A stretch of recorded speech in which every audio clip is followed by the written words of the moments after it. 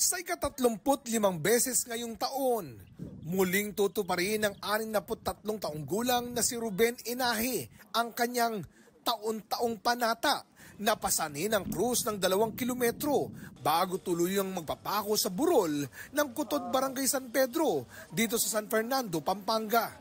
Pag-amin ni Tatang Ruben, medyo humihina na raw ang kanyang pangangatawan. Ang problema ko kasi yung katawan ko talagang lumobo talaga.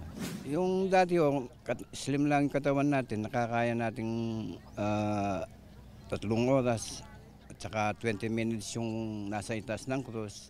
Dahil nung makina yung katawan natin, nagagawa na lang natin ng 10 minuto yung pag nakapako na ako.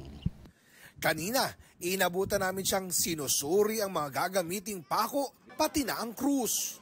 Yung krus na binubuhat ko noon, 37 kilos. Ngayon gumawa ko ng medyo magaan para makayanan ng katawan ko.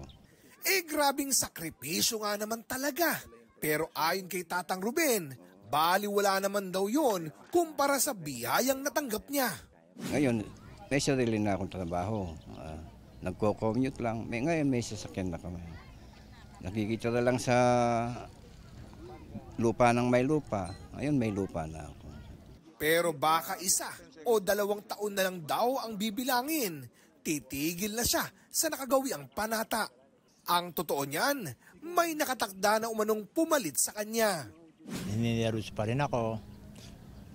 Pero kung talagang kusang ibibigay na sa akin, wala naman akong magagawa. Bukod kina Ruben, nakahanda na rin ang lokal na pamahalaan ng San Fernando para sa inaasahang aabot umano sa 20,000 darayo sa kanilang lugar. Kanina, inilatag na ang mga steel barrier, mga tent at mga portalets na gagamitin. Yung preparation po natin nasa 80% na po, no? Nakikita naman natin ready na po. Halos tent na lang po yung ilalagay dito para sa mga vendors po natin. Maya't maya na rin ang paglilibot sa lugar ng mga pulis.